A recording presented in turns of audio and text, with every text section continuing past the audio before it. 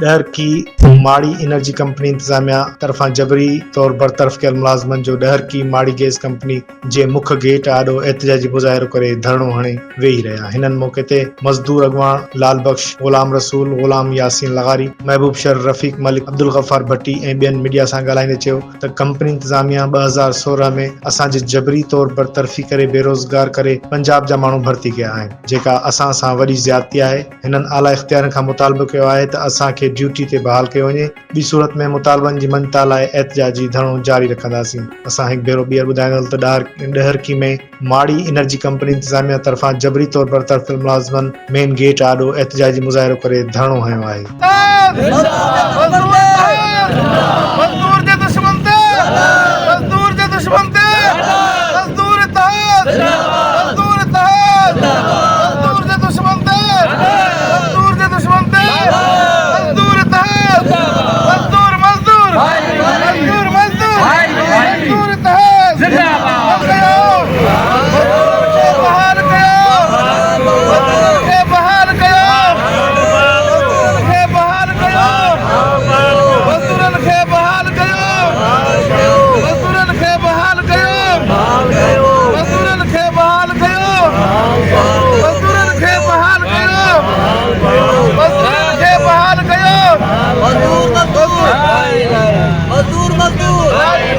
मजदूर